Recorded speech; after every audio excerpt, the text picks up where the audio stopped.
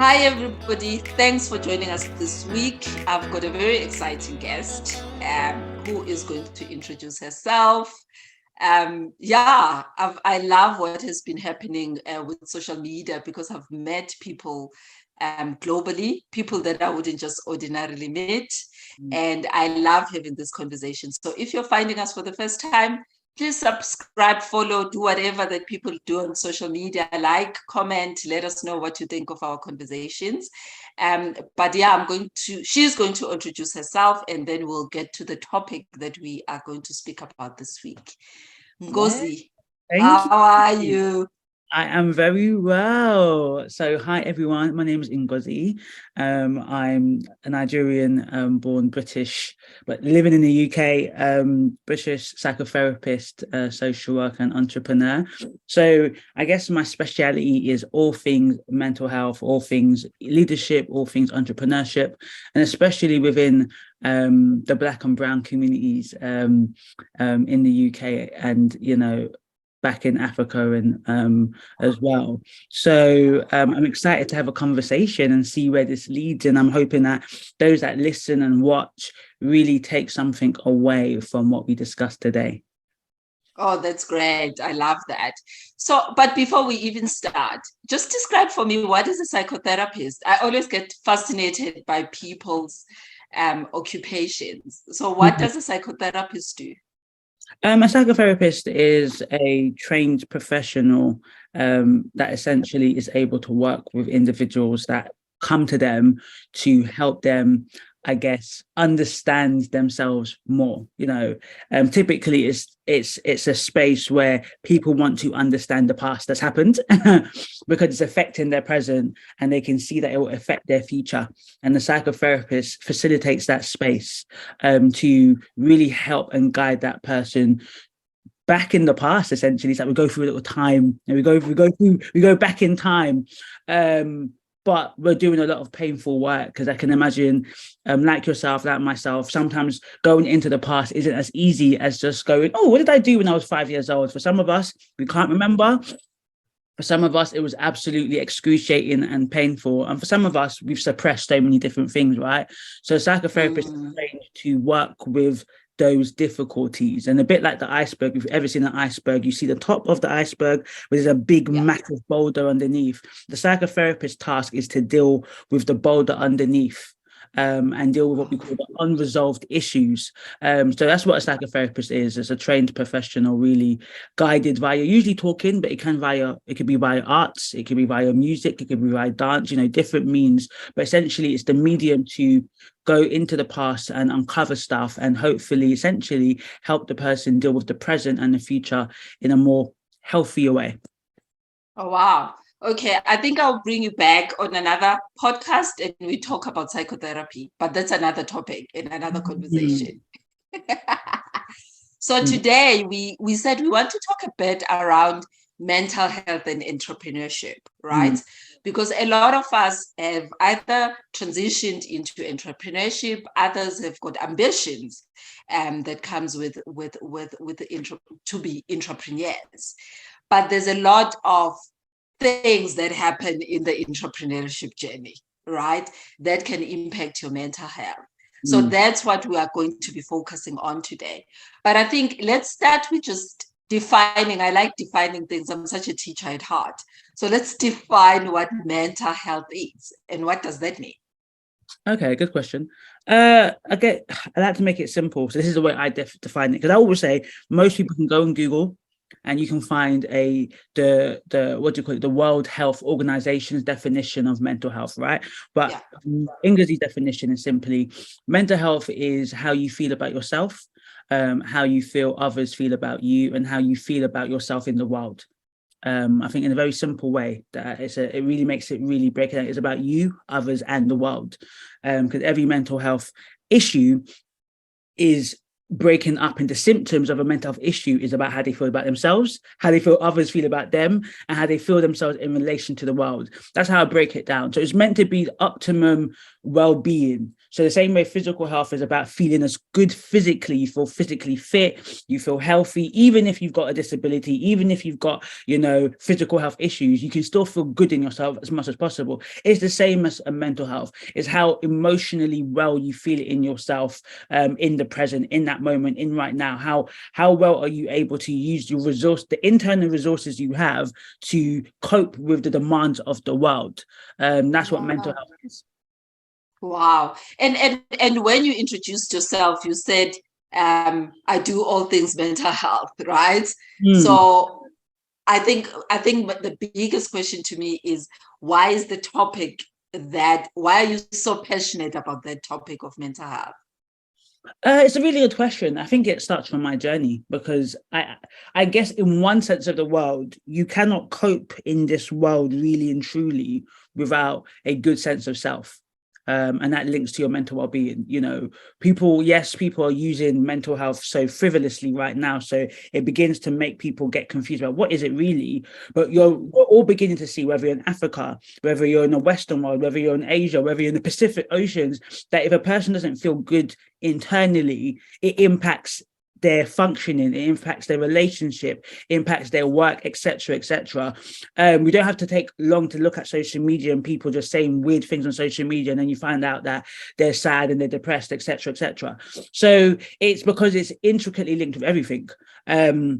Mental health doesn't have to be a big deal. It's not like, oh my God, mental health. Oh, we're talking about mental health. It's the same way we talk about eating food. It's the same way we talk about everything. You can't separate mental health from anything. So, but it's because of my story, and it's because it's prominent in my life. My mental health challenges and difficulties were such that I was, how can I put it? I was functional, and I think a lot of people in Africa would have something similar. A lot of us have anxiety, have depression, but because of the way Africa is, and if you're in the diaspora, you just get up and do.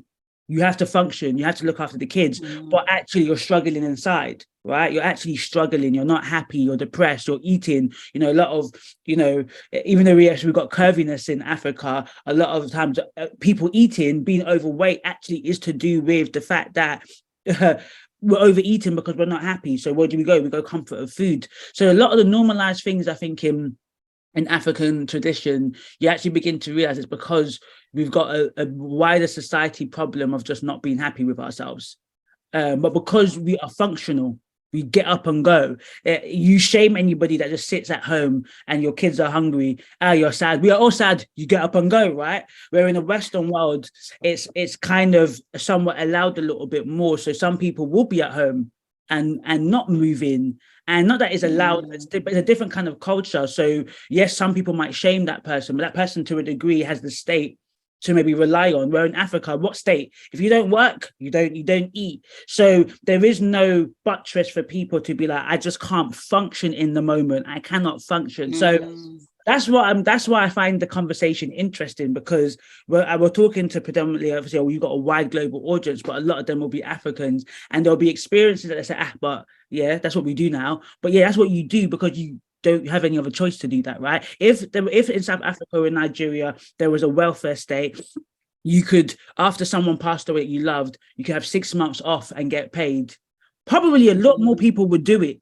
But because there isn't, when your partner dies on Monday, you're back at work the following week because now you're the sole provider. You've got kids to feed. You don't have the excuse to be like, I need to mourn, right? So what happens? It gets suppressed. And then you just become a shell of yourself, but you're just working and working and working and working. And then we're wondering why in Africa and also in the diaspora, a lot of families are having difficulties relating to their children. They're not able to connect emotionally, So I'm saying different things just to explain that it is ingrained in everything that we say or do. It's not a topic outside of ourselves. It should just be a topic like, oh, what are you eating today? How are you feeling today? It just should be kind of like that. Yeah, but I love that. So I did a conversation with somebody else where we're like, can we just talk about mental issues, right? Because it gets shied away from. It becomes like this secret in the corner.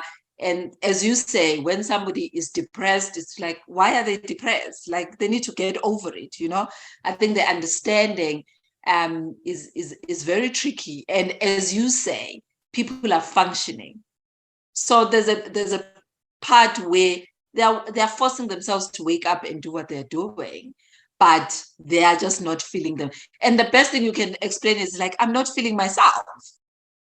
You're a shell of yourself. I think a lot of people, and this is across the world, not just in Africa, but I'm only saying Africa because we are African and because, but there's a lot of people with the shell of themselves because it's normalized. It is normal to essentially have a moment of grief, then get back to work. Like after that week, 2 weeks, whatever, every culture's got it differently. That period of grief, post that period of grief, why are you still sad?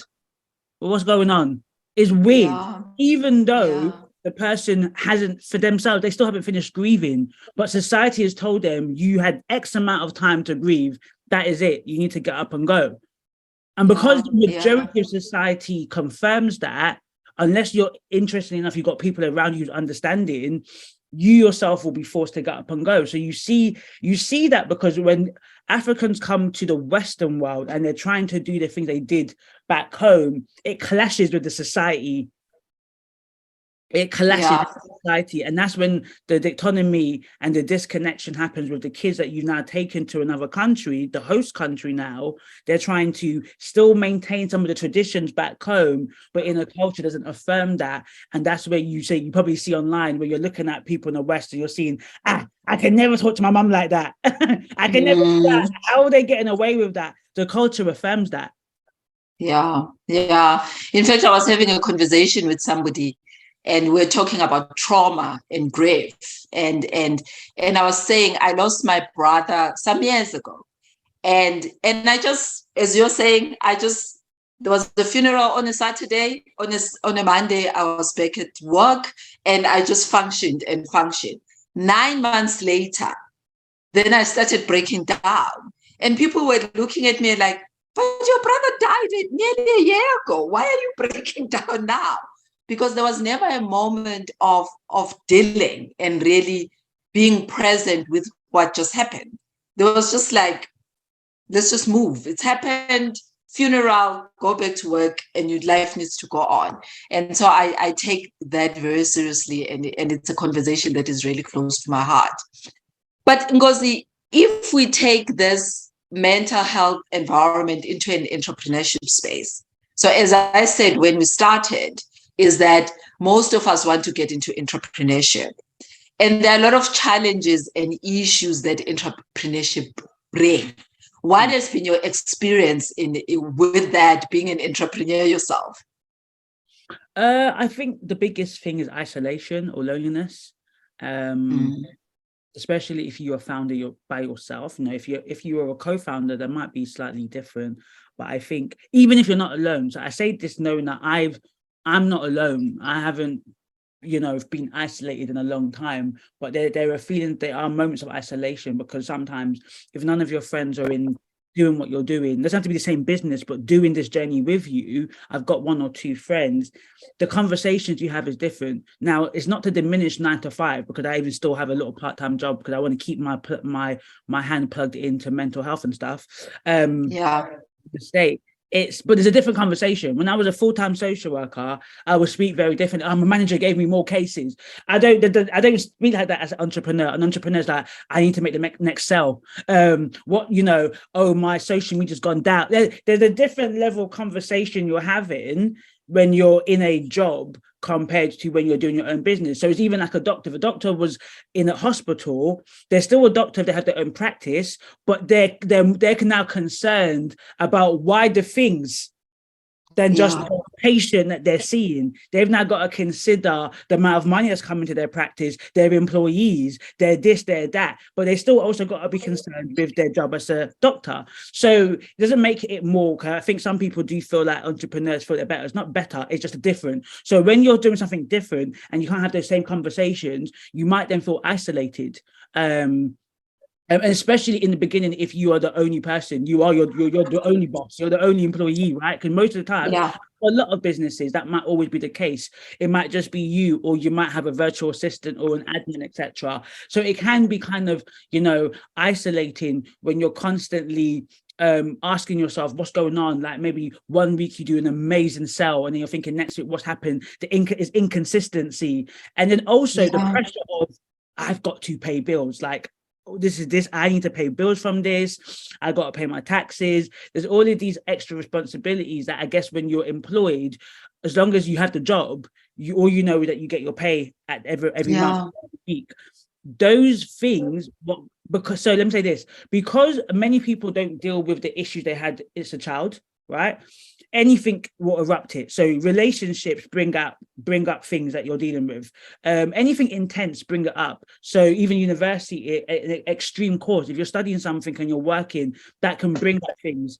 Entrepreneurship, 100% will bring up unresolved issues. So if you've got unresolved issues, and we all have, and we all do, it's going to come out in entrepreneurship.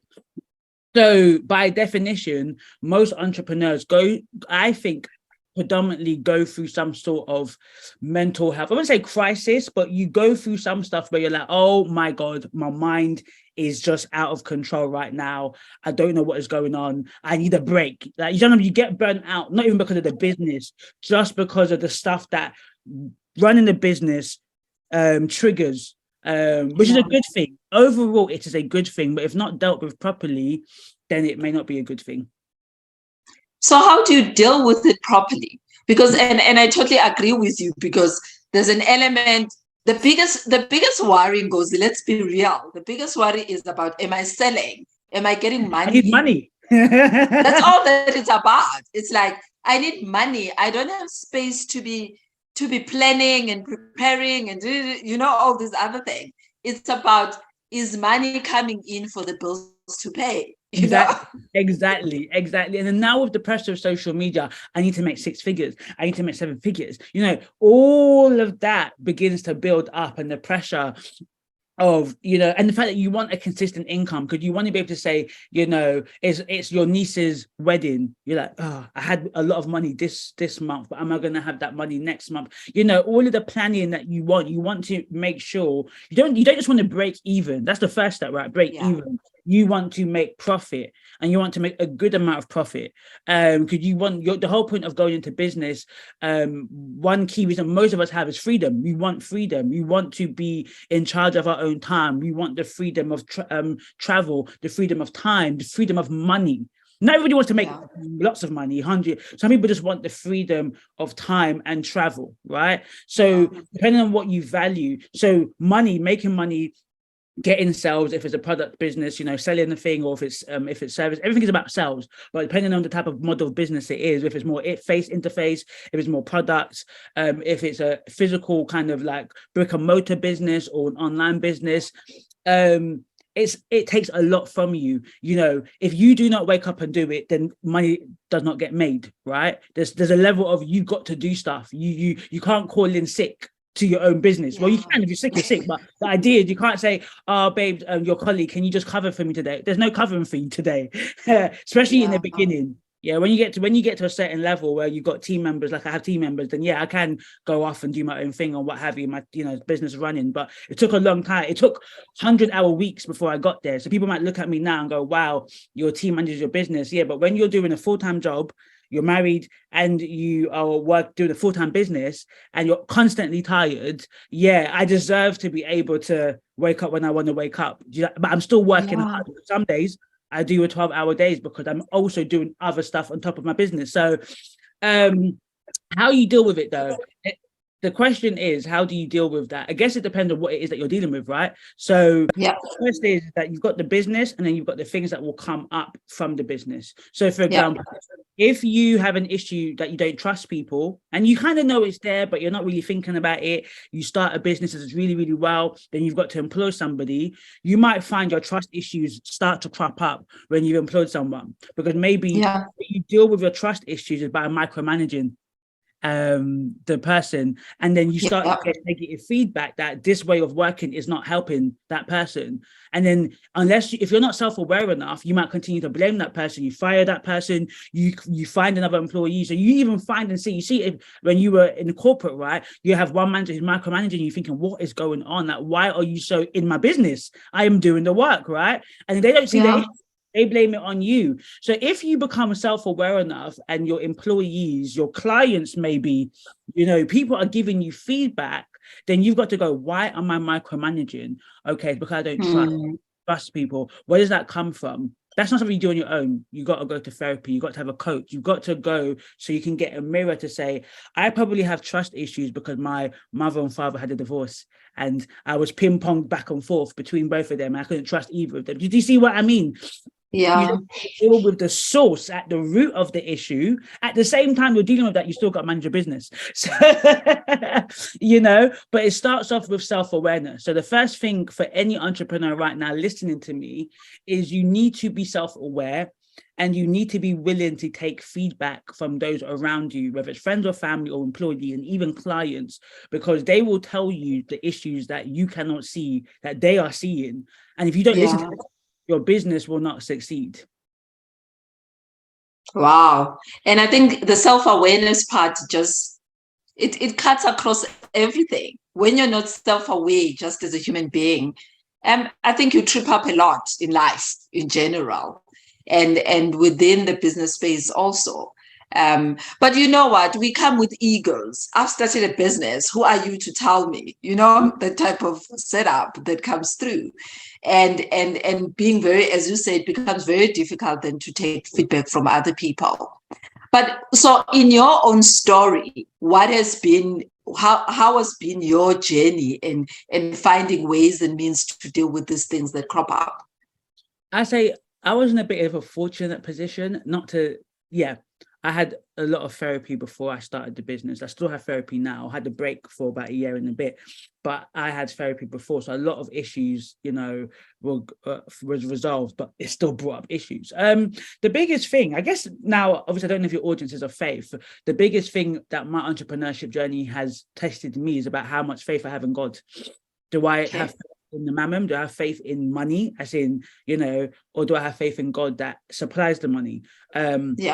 And that has been the biggest challenge, in everything is just faith in God, however it makes me feel. And that has been hard because when business is not doing well this month, it's easy to say, it's easy to take it on personal and then think, I've got to do more next month. And then God is saying, whether you do more or you do less, I'm the one that supplies it, right? Obviously, you still got to do the right strategies and stuff like that. But in a sense of not putting the trust in myself. My business is successful not because of me. It is because of the Lord has allowed it to be successful. And what we don't always acknowledge is timing.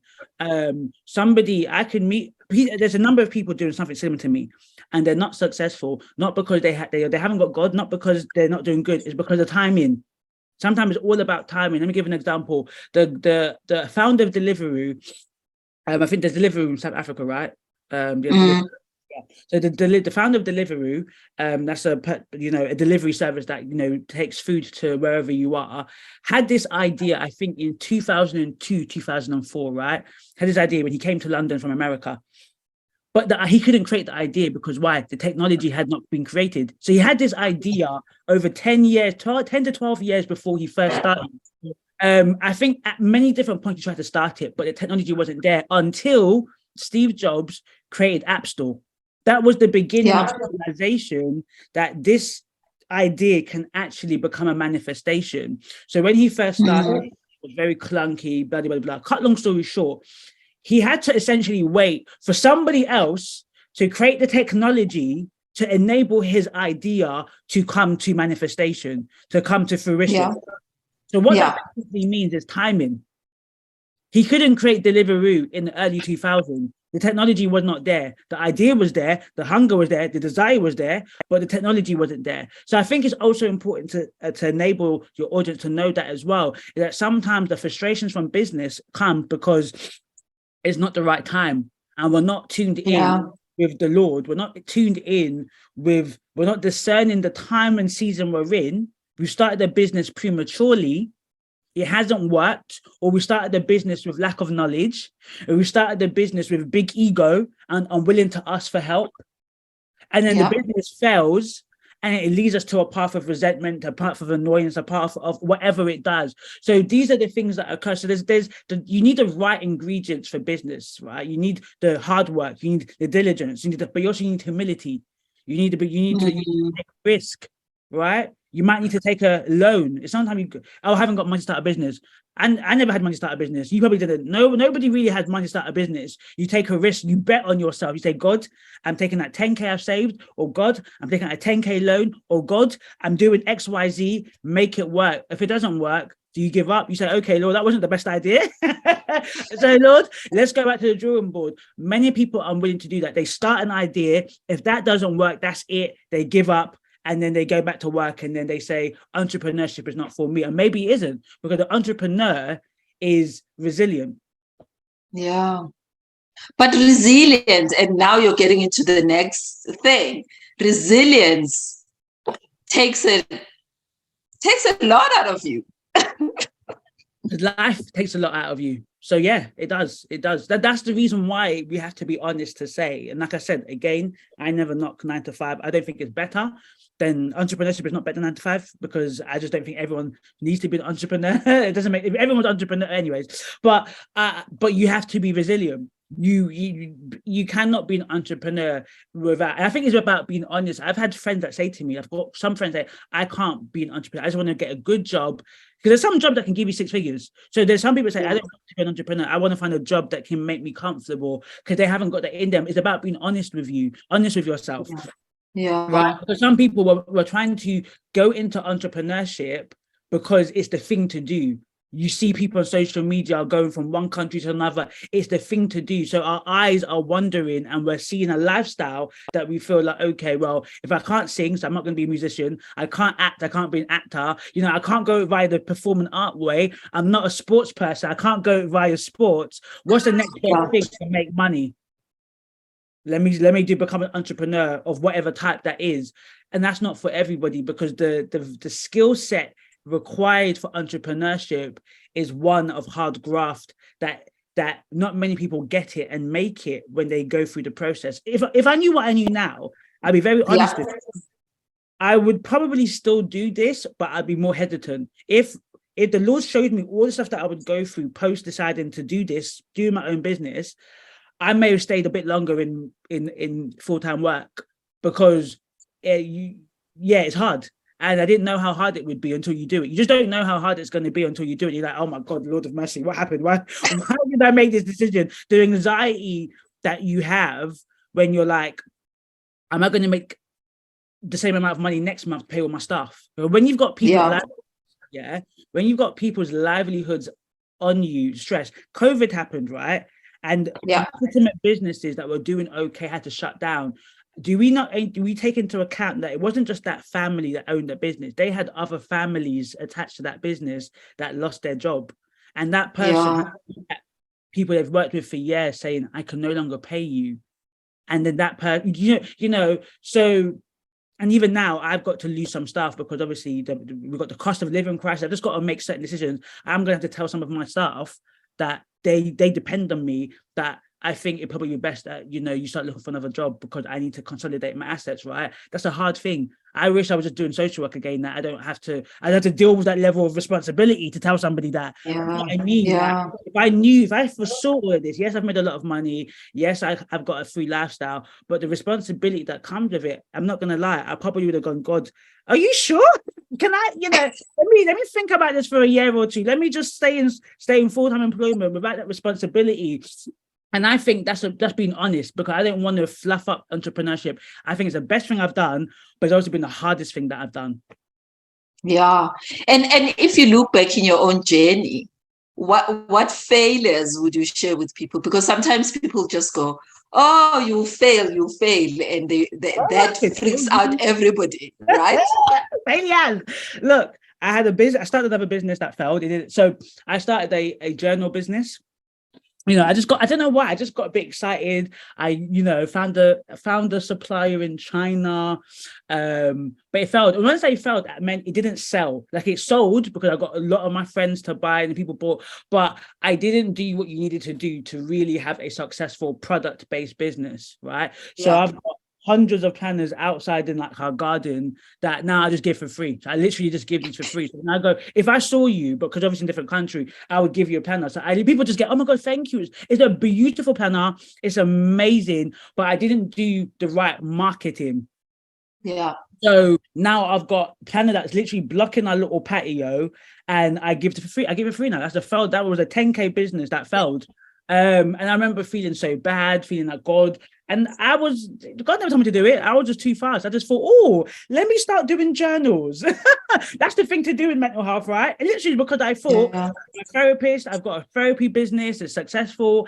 I started to look at people on social media, saw them doing journals and planners. So I thought I can do one as well. And it wasn't successful. I wasted 10K.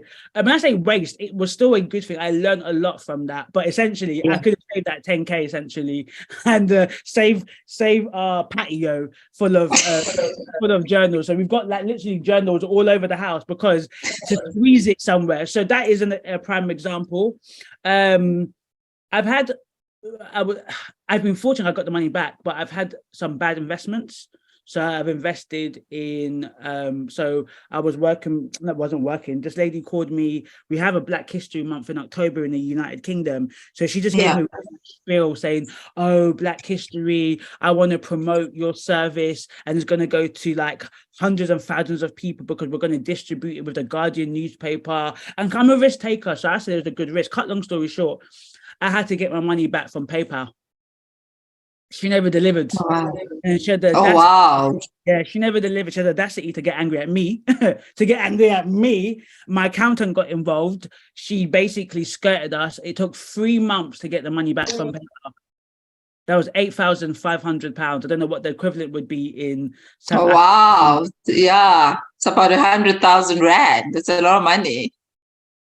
Even more, if I think about it. That's a lot of money. Wow.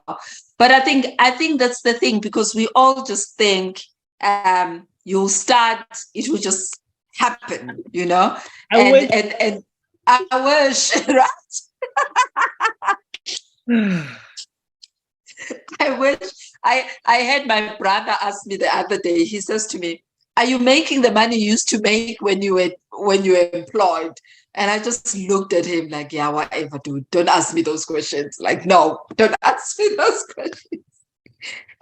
But I think so this is how I look at it. It's like when those things happen, there's a learning, right?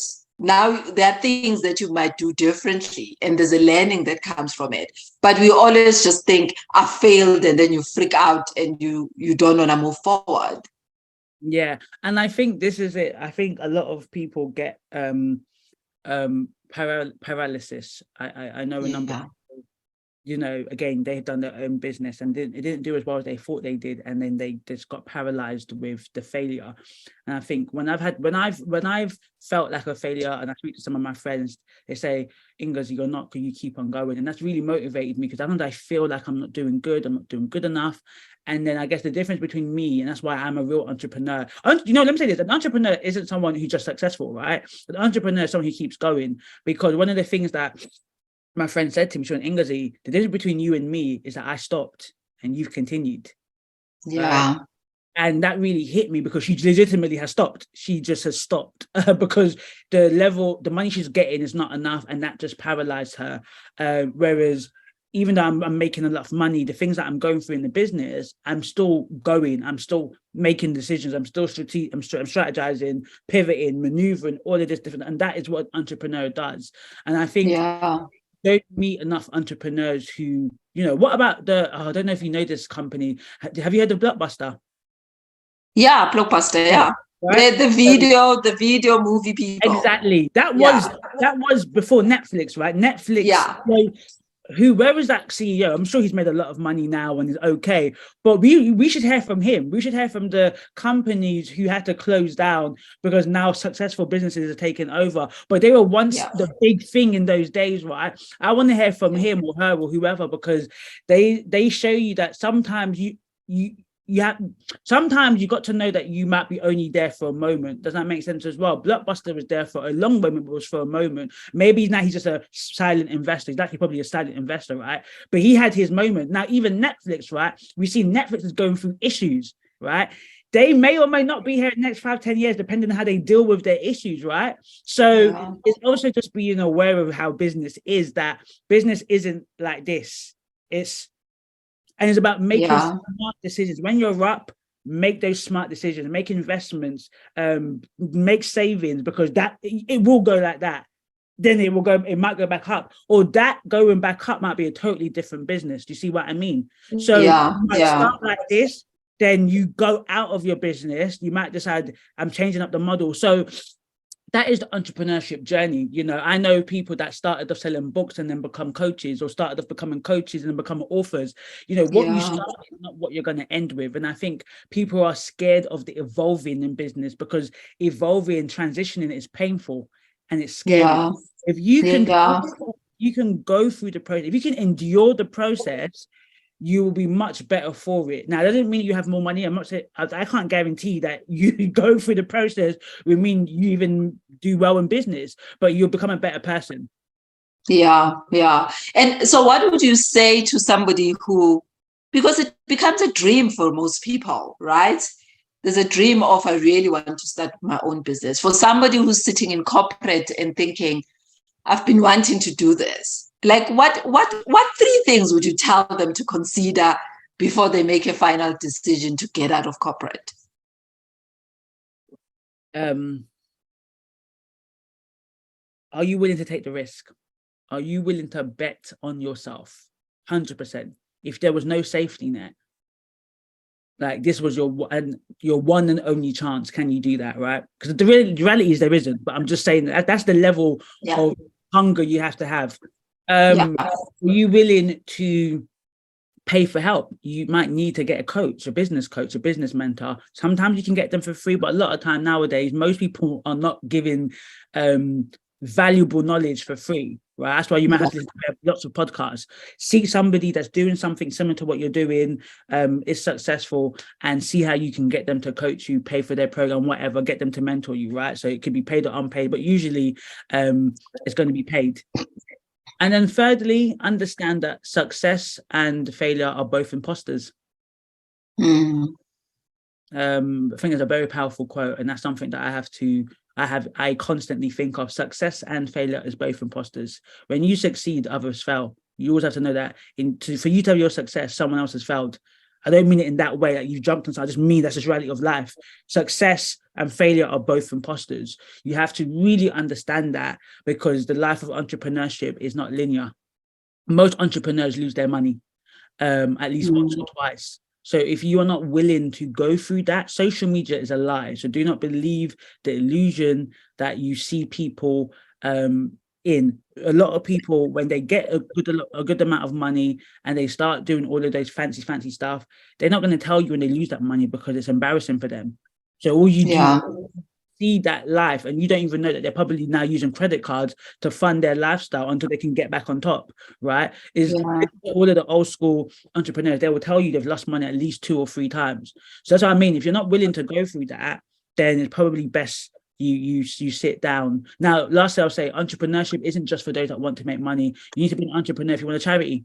You need to be an entrepreneur for any project or enterprise you want to do, whether it's money, profit-based or not. Entrepreneur is being about being creative, taking risks, being strategic, being forward-thinking. The entrepreneurial spirit in itself is not necessarily about just making money. It's about making impact, being productive, impacting lives. You can be an entrepreneurial person, but not running a business. Yeah. No, I think that's great. Because somehow we sometimes just think that getting into business will solve all our problems, and we never. And the mindset that comes with being an entrepreneur is so different than when you are in the workplace. So I tell the story that when I started and I needed to decide what laptop to buy. And then there was like, oh, I actually need an IT person to help me. There was no, let me just dial the IT department, right? To come sort me out. Yep. 100%. So those things, it's things that you don't think about. Like now you can't there's no just somebody on the other side who will just come do things for you. You need to act, get involved, be the receptionist, the admin person, the finance person, the marketing, and the whatever. 100%. And lastly, this is just free advice, free tidbit.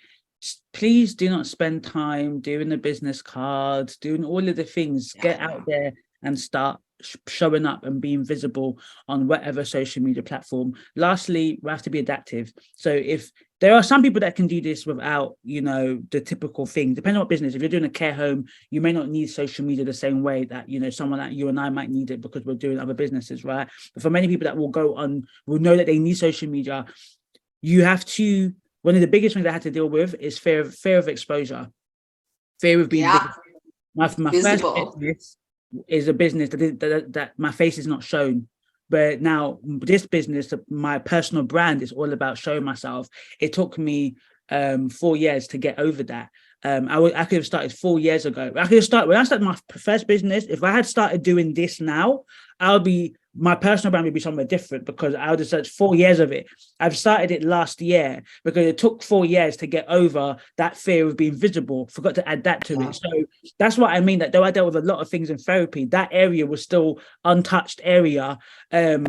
So it was entrepreneurship that made me realize if you really want to build a personal brand and make impact, you're going to show yourself. I'm like, but why do I got to do that? But you got to do that. But I don't really want to, but you got to do that. That took 4 years. Took 4 years of that. And then now I'm here showing up, podcasting, guest podcasting, traveling, doing different things, right? But I had to deal with what I was afraid of. What do I think will happen if I became known, etc., etc. So people have to ask themselves really, really hard questions. And confront that and face that and then go in that process with that. And hopefully if you've got good friends, you've got a good solid system, you have a strong faith, strong foundation, hopefully you can seek therapy. Those are the things that will support you on this journey because again, it's not easy. The anxiety is real. When I'm not going to say every single person has anxiety, but I have not met an entrepreneur that doesn't at times go through moments of anxiety. You wake up just a bit you're thinking, oh my God, am I paying my team this month, etc. Can I pay myself this month? These are real life conversations and questions that majority of entrepreneurs face because there's a small percentage of entrepreneurs that make millions of pounds. Some people will never make that. Some people will never get to that point. So I think it's about the small business owners. We've got to be really, really honest with ourselves. And to be fair, a lot of small business owners are probably still working. You have to work. You've got to have another job because the money that your business isn't bringing in the money. So you've got to have another job to supply. So now you're working and you're trying to run a business and you might have family and you might be caring for family and you might be this and that and this and that and this and that. Yeah. And the visibility thing goes there. Like I can relate to that because I've always been one of those people who's very much introverted, had been in corporate, was an executive, but just always wanted to keep to myself, do what I need to do, and oh God. And now there's entrepreneurship. Now people need to know the services that I'm bringing. And now I needed to be visible. It was such a mindset thing that I worked with a coach to really help me through that. Because then there's also childhood things, that come up. You were told you were never that beautiful. You were told you were never this. You were told you were never that. And it's like, oh my God, there's so much baggage that you have to deal with. And then you're putting yourself there to be criticized. So if you've got issues around how you look and then someone says, oh, you're ugly anyways. Oh my God, I'm not this. It triggers, that is part of, that's it. That is part of it. And some people can handle it, some people can't handle it. Some people face that and then have to go into a crisis. We've seen that. Because sometimes you don't know if you're going to get famous quickly. You might do one video on YouTube and it goes viral, and then next minute you've got 10, 20k, 30k subscribers, and then you're putting out videos and they say, why are you wearing a blue top? It doesn't suit your skin color. Next minute you're going to a therapist, I don't like blue no more. These are real things, because if you watch YouTube, all of these big YouTubers have to go therapy now because they've got issues. Everyone's constantly scrutinizing them, everybody's questioning them. And because now business is such a thing that your personal brand is just as important as your business brand, because people buy into people, every single person is being scrutinized. That's why nearly every famous person now is now trying to get a podcast because they want people to relate with them. They're trying to connect with their audience. And then you have people, going, I shouldn't tell you if I've broken up with my partner, but you showed me your partner when you were together. So the world of business and entrepreneurs is crazy. So it's also been aware that you're going into a really weird beast. So you got to stay grounded, you got to stay connected. And also, you got to block out a lot of the noise. A lot of it is noise. Yeah. If you don't do the internal work, that noise will become your conscience. That you take that noise, and that will become your internal noise. You got to block out that noise. Out there is just out there. It might trigger me sometimes. It might make me feel bad, but I go in, talk to myself, talk to friends and family, laugh at it, and then come back stronger. But if you take all of that in and you absorb that, that's when you see people do a 1 year break. I'm back now. I'm back. Yeah. What happened? Well, I went to therapy, I had a bit of a breakdown. Because it's real. It's hard to put yourself out there. Yeah, no, it is, because you start thinking to yourself, I'm just going to say the wrong thing. Somebody is got, I'm going to trigger somebody. I'm going to be attacked on social media. Like, there are all these things. And then there are those platforms where, like, I'm not on Twitter. Like, I can't handle the Twitter spaces because there's just so much going on. And I'm just like, I'll just say one thing and somebody will latch on it and I'll be trending and like, oh my God, what has happened? Like, so there's that fear. And how do you maneuver those spaces? Because it can get very hectic. 100%. Yeah, sure. Yeah. I think what I've said earlier helps to maneuver. You need to just be grounded, have your support. So the most important thing at the beginning, so my last thing would be, anyone starting their business now, want to start their business, begin to start creating your foundation of support now. Don't wait till you get there to get the support. Start getting support.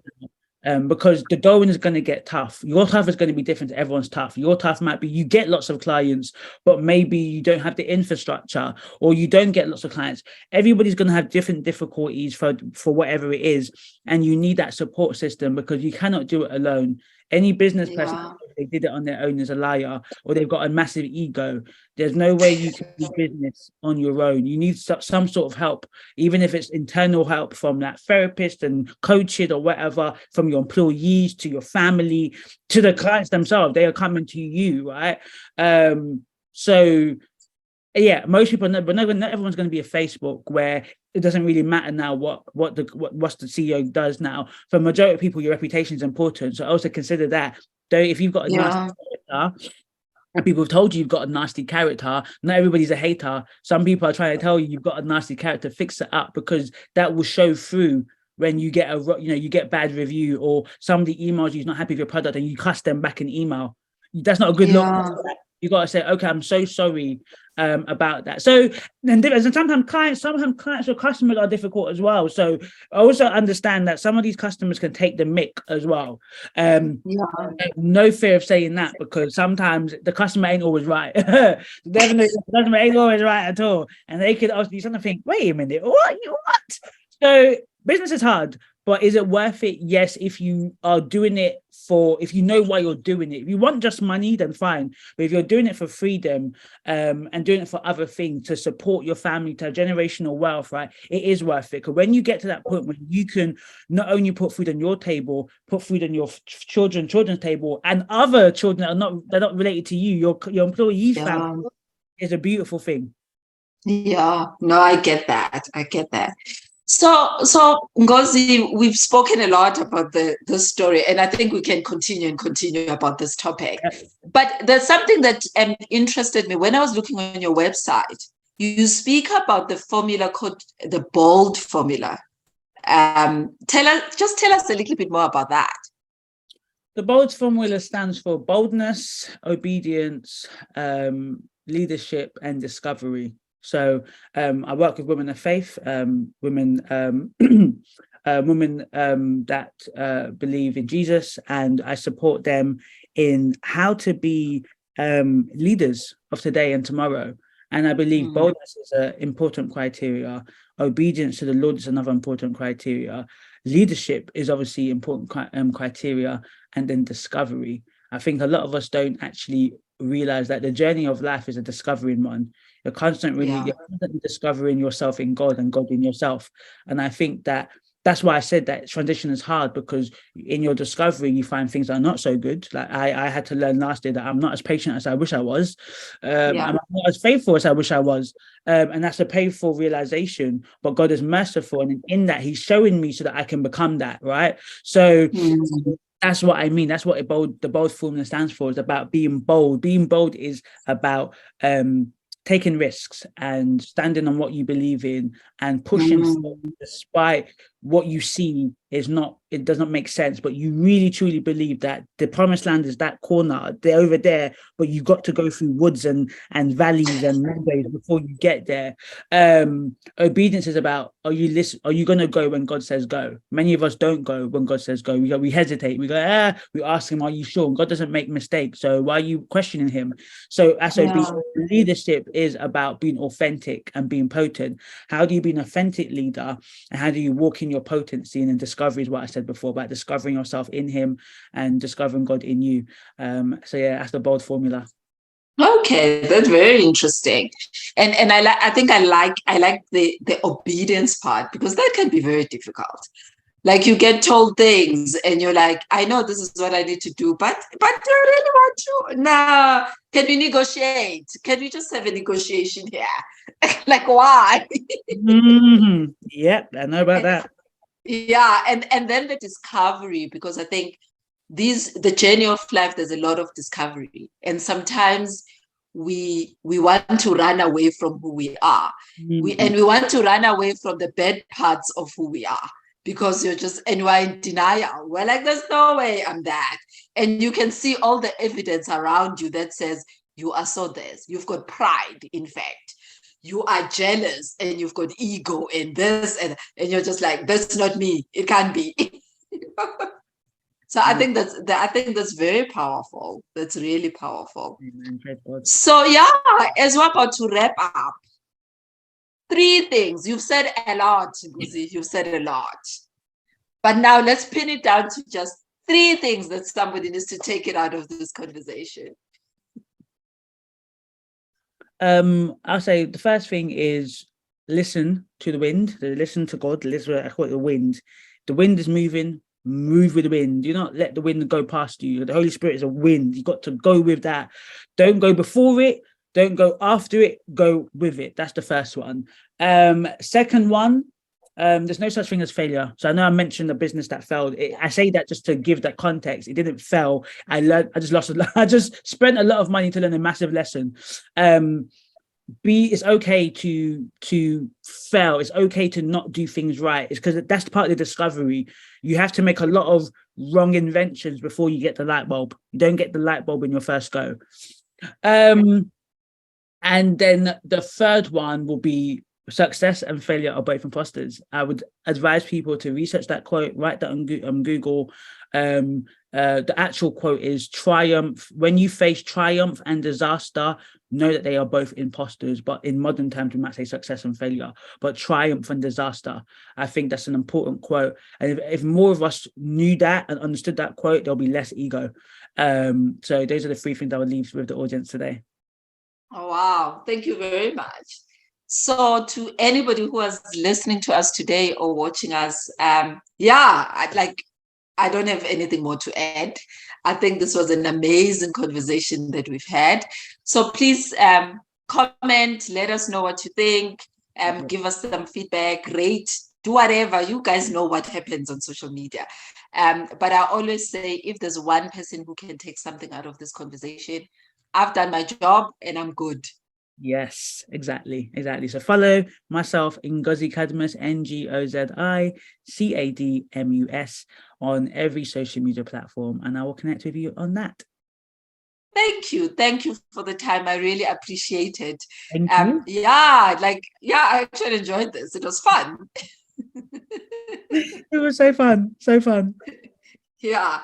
Thanks, everybody. I'm not sure who I'm speaking to next, but come back and check out what our next conversation is about. Thanks, everybody. See you in our next episode.